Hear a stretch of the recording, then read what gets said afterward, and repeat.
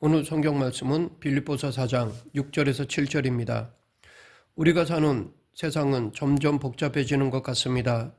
전화를 거는 것으로만 사용하던 핸드폰으로 문자를 보내고 이제는 수많은 일을 그것으로 할 수 있게 되었습니다. 세상은 점점 복잡해져 가는 것 같습니다. 그 말은 곧 신경 쓸 일이 더 많아진다는 것을 의미하기도 합니다. 저희 어릴 때와 지금을 비교해 보면 어릴 때는 부모님이 주시는 밥 먹고 입으라는 옷 입고 주어진 일, 숙제만 하면 되었습니다. 하지만 지금은 인간관계가 더 넓어지고 이것저것 신경 쓸 일들이 많아졌습니다. 무엇을 입을까 먹을까에서부터 어떤 일을 할까, 노후를 어떻게 준비해야 할까 등 고민이 많아졌습니다. 이런 것들은 우리 생활에서 매우 중요한 것입니다. 우리가 이런 것들에 신경을 안 쓰고 살면 갑자기 어떤 상황에 닥쳤을 때 어찌해야 할지 모르게 됩니다. 그래서 이런 삶에 대한 고민은 어쩌면 자연스러운 것이고 우리가 책임을 가지고 해결해 나가야 하는 것들이라 봅니다. 그런데 문제는 이것을 대하는 우리의 태도입니다.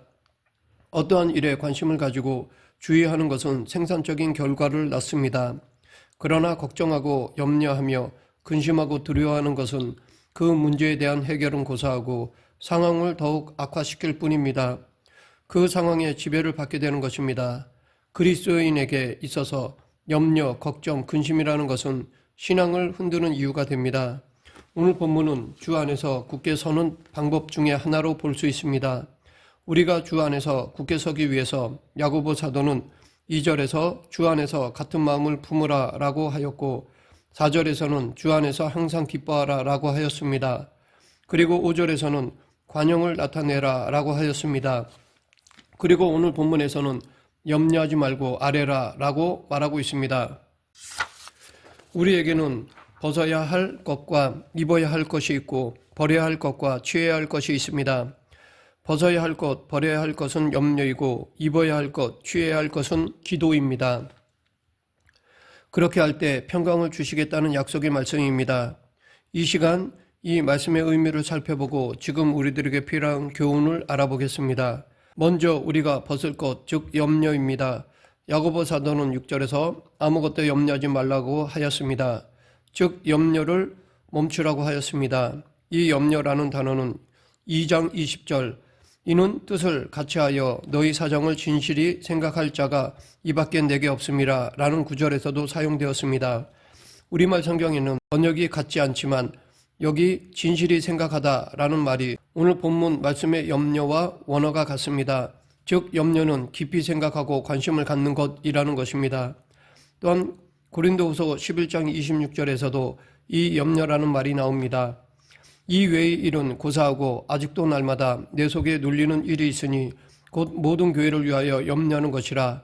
여기서 알 수 있는 것은 이 염려라는 말에는 긍정적인 의미도 있고 부정적인 의미도 있다는 것입니다.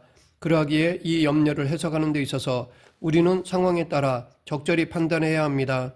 오늘 본문인 염려하지 말라에서의 염려는 주의, 관심 등의 긍정적인 의미의 염려가 아닙니다. 걱정하고 두려워하는 것, 어떤 상황에 지배를 받는 것을 말합니다.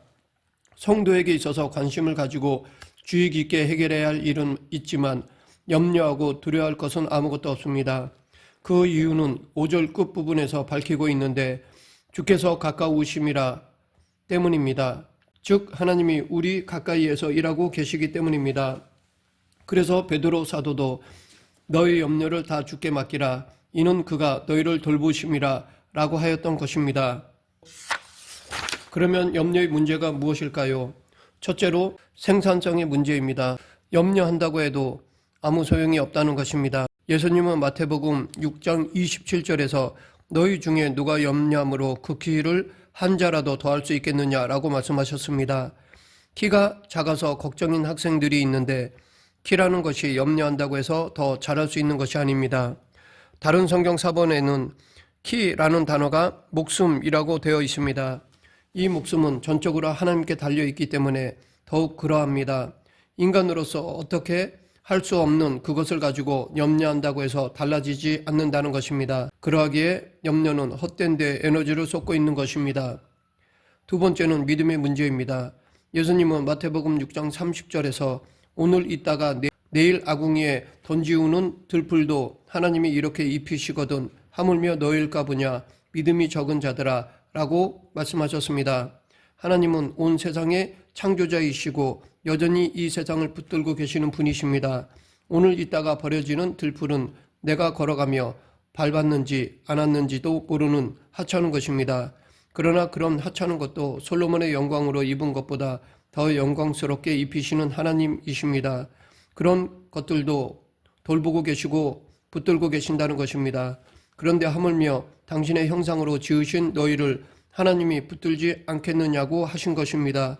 그러하기에 계속해서 예수님은 이는 다 이방인들이 구하는 것이라고 말씀하셨습니다. 여기서 이방인들은 하나님을 모르는 사람들을 말합니다. 그러하기에 이 불신자들은 당연히 염려할 수밖에 없지만 하나님을 아버지라고 부르는 사람인 신자들이 왜 염려하느냐는 것입니다. 이것은 그 하나님에 대한 믿음이 적기 때문이라는 말입니다. 세 번째는 우선순위의 문제입니다. 예수님은 마태복음 6장 33절에서 그런즉 너희는 먼저 그의 나라와 그의 의를 구하라. 그리하면 이 모든 것을 너에게 더하시리라 라고 말씀하셨습니다. 마태복음 6장 19절부터 24절에서 예수님은 하늘에 보물을 쌓아두지 말고 이 땅에 쌓아두는 문제에 대해 지적하시면서 한 사람이 두 주인을 섬길 수 없다고 말씀하셨습니다. 재물과 이 땅의 것들에 소망을 두는 것에 대해 지적하신 것입니다. 이 말씀의 대상은 돈이 있는 사람들입니다. 반대로 25절부터는 먹을 것, 입을 것이 없는 자들에게 말씀하신 것입니다. 부한 자든 가난한 자든 사람은 누구나 이 땅에 소망을 두려고 합니다. 그렇게 염려하는 것은 우선순위에 문제가 있다고 말씀하십니다. 하나님의 나라, 하나님의 의를 구한다면 이 모든 것을 너에게 주시는데 왜 이 땅의 것, 보이는 것에 매달려 있냐고 말씀하시는 것입니다. 이렇게 염려는 그것이 상황을 변화시키지 못한다는 생산성의 문제와 믿음의 문제, 우선순위의 문제가 있습니다. 그러므로 염려하지 말라라는 것입니다. 이것은 사도 바울의 명령이자 예수님의 명령이십니다. 그러면 우리가 염려 대신 해야 할 것은 무엇일까요? 기도입니다. 오늘 본문 6절 아무것도 염려하지 말고 다만 모든 일에 기도와 간구로 너희 구할 것을 감사함으로 하나님께 아뢰라. 여기서 다만은 대신에 라는 말입니다. 염려하는 것은 그리스도인에게 마땅치 않은 것입니다. 그러기에 우리는 염려를 벗어버려야 합니다. 그런데 그것을 벗어버린다고 끝나는 것이 아닙니다. 우리는 그 염려 대신에 다른 무엇을 입어야 합니다. 우리가 벗은 염려 대신 입어야 할 것은 바로 기도입니다. 야고보 사도는 기도를 통해 모든 일을 하나님께 아뢰라고 하였습니다. 즉 기도의 범위는 모든 상황, 모든 일이라는 것입니다. 다시 말해 우리가 염려할 만한 상황은 없고 염려할 제목은 되지 못하지만 모든 것은 기도할 상황, 기도 제목은 된다는 것입니다. 그러하기에 좋은 것이든 슬픈 것이든 힘든 것이든 무엇이든지 하나님께 아뢰라고 한 것입니다. 이 아뢰는 방법은 기도와 간구입니다. 기도는 일반적인 의미의 기도이고 간구는 간절히 구하는 기도입니다.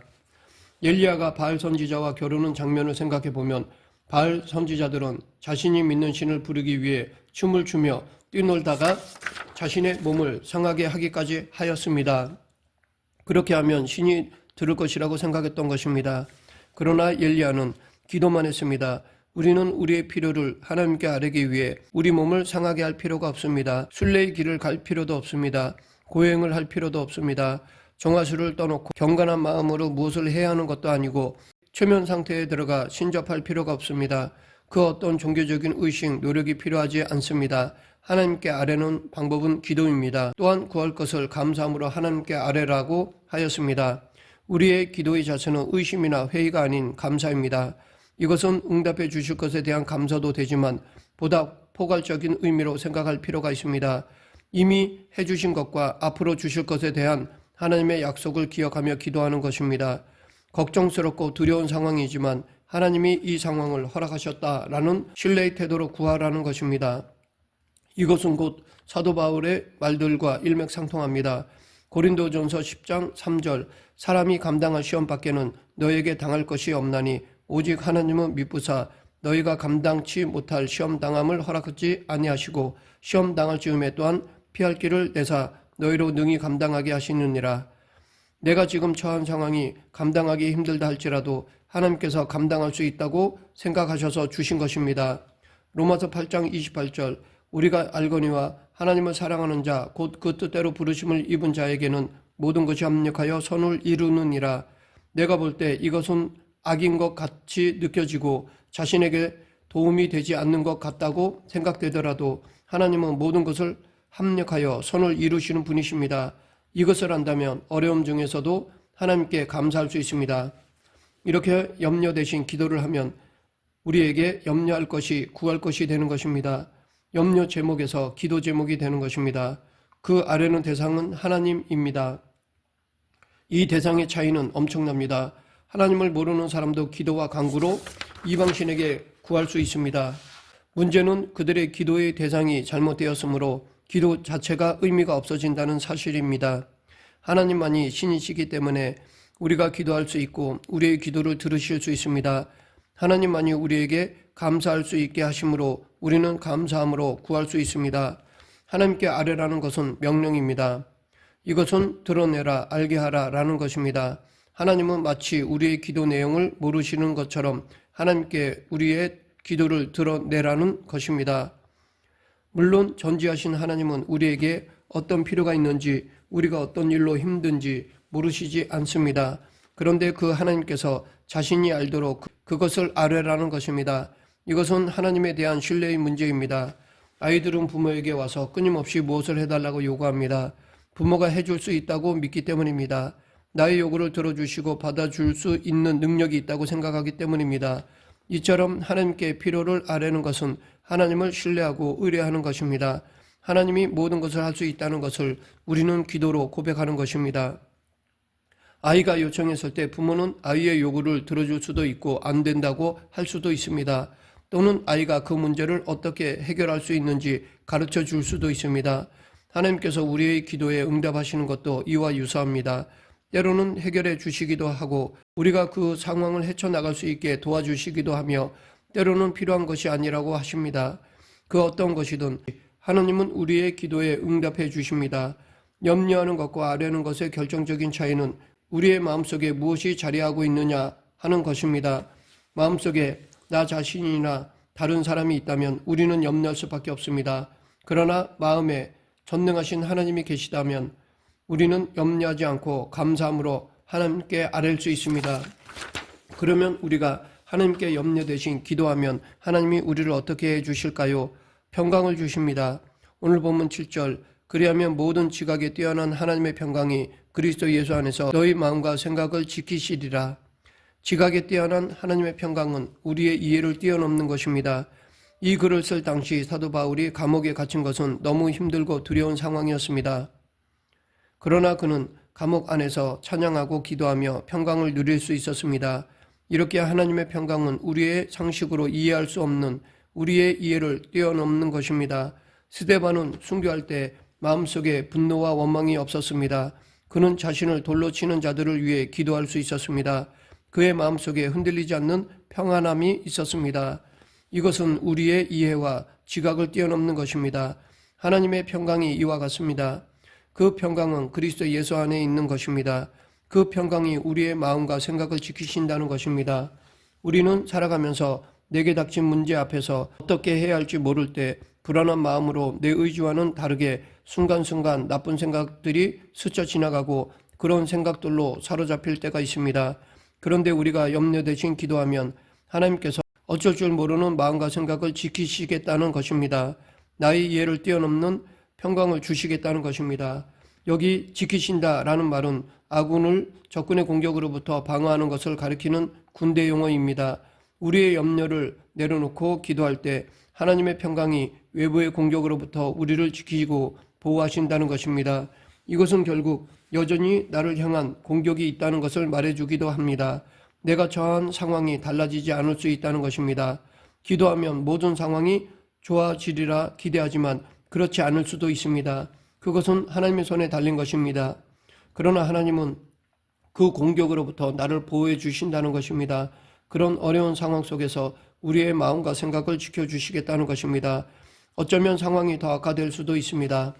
내 생각과 다를 수 있습니다. 그러나 하나님은 우리의 마음속에서 일어나는 전쟁은 반드시 승리하도록 지켜주십니다. 이것이 하나님께서 믿는 자들에게 주시는 약속의 말씀입니다. 말씀을 맺겠습니다. 기도는 하나님께 일방적으로 아뢰는 정도가 아닙니다. 기도 안에는 하나님에 대한 신뢰가 있습니다. 우리는 이 기도가 무엇을 의미하는지 잊지 말아야 합니다. 하나님이 어떤 분이신지, 우리에게 어떤 약속을 하셨는지 기억하며 확신하며 기도해야 합니다. 우리는 하나님을 모르는 사람처럼 염려하고 걱정하는 것이 아니라 그 대신에 하나님께 아뢰어야 합니다. 그리고 하나님이 주시는 평안을 누려야 합니다. 우리 모두 하나님이 주신 기도라는 은혜를 통해 염려 대신 하나님의 평강을 누리는 성도가 되길 간절히 축원합니다. 기도하겠습니다. 생사와 화복을 주관하시는 하나님 아버지, 기도라는 큰 은혜를 주심을 감사합니다. 기도를 통해 염려를 극복하고 참 평강을 누리는 성도가 되게 하여 주시옵소서. 예수님 이름으로 기도드립니다. 아멘.